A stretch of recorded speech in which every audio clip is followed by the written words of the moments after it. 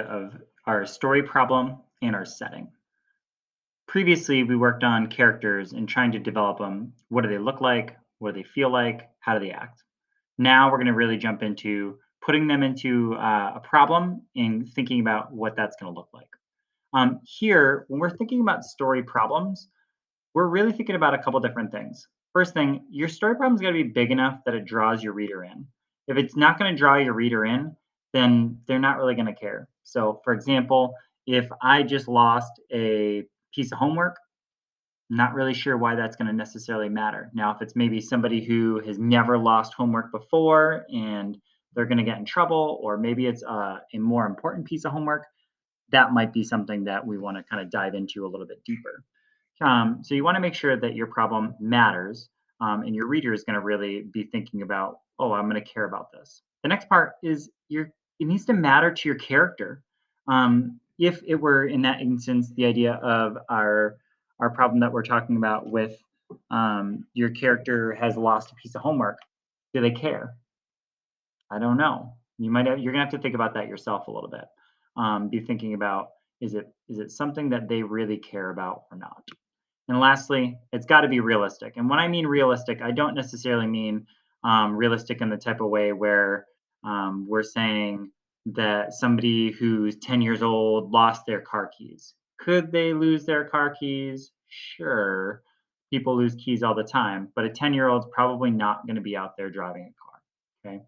So we really want to be restricting it to something that we think is realistic for our particular character. Next, we got to be thinking about where this story is going to take place. What is the setting for it? Okay. When we're thinking about your setting, we want to focus on all of the senses. When we describe it, we really want to be thinking about things like what does it look like, what are the colors you're seeing, or is it crowded? Is it not? Is it big? Is it small? And then really trying to describe that for your reader.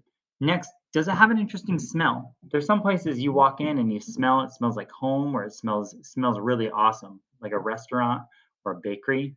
Maybe it's a place that you walk into like a basement and it smells musty, or it smells almost kind of dirty, right? Or moldy. So we want to be thinking a little bit about that. And also, how does it feel like? What does it sound like? Down below, I've got a couple pictures. So, for example, this one here, I'm going to pull up. And as you look at this, we're all pretty familiar with that. That's a classroom. Now, there's lots of different problems that might happen in a classroom. Maybe it's somebody is not being nice to somebody. Maybe they have to work together. There are two people who have to work together on a project. And maybe they do or don't like each other. Maybe there is something else, a friendship problem happening at school. There's lots of different ways that you could go about envisioning that. I probably wouldn't see there being a basketball tournament here or where somebody gets lost. Could you imagine somebody getting lost in the classroom? Probably not. So that could be an option.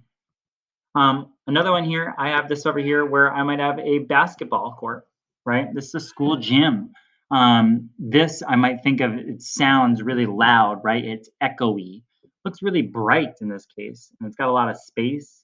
Maybe I think about the squeaking of the sound on the floor. There's a lot of things that could happen in a school gym. Maybe it involves something with PE, or some sort of test, like a pacer test type of thing, and people getting nervous or stressed about it. Could also be something where maybe it involves a basketball tournament. Maybe you're on a basketball team or your character's on a basketball team and they've got to play and they've got the championship game coming up. There's lots of different options that could come up right there. Finally, I have over here this idea of a beach. Now, this is interesting because when we think about the beach, there's certain things that could happen there, right? Could be that you went there and it's too crowded, or maybe you went there and you something blows away or you lose it, right? You might even go and have explored part over by the beach and you walked away and you kind of got yourself lost. Probably not going to have a basketball tournament there.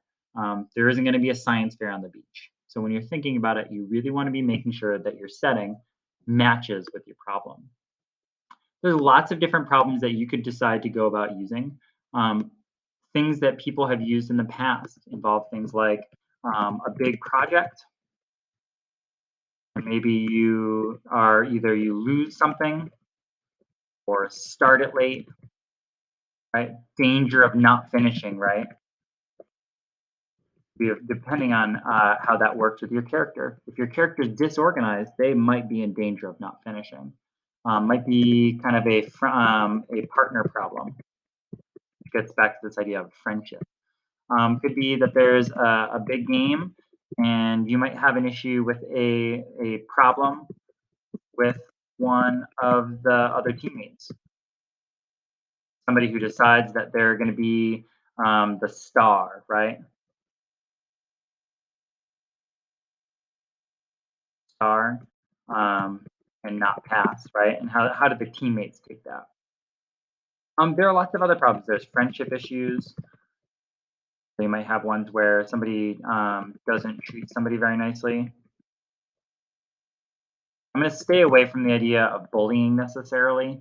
It might, whether it's bullying or not, can kind of get into, you have to really be thinking about why that person's acting in that particular way. So you're going to want to engage with your own character. What do you know about them? What might be a logical problem? And I really want to get you into these ideas of what is the problem and why does it matter? Why does that matter to your character? Give it a shot.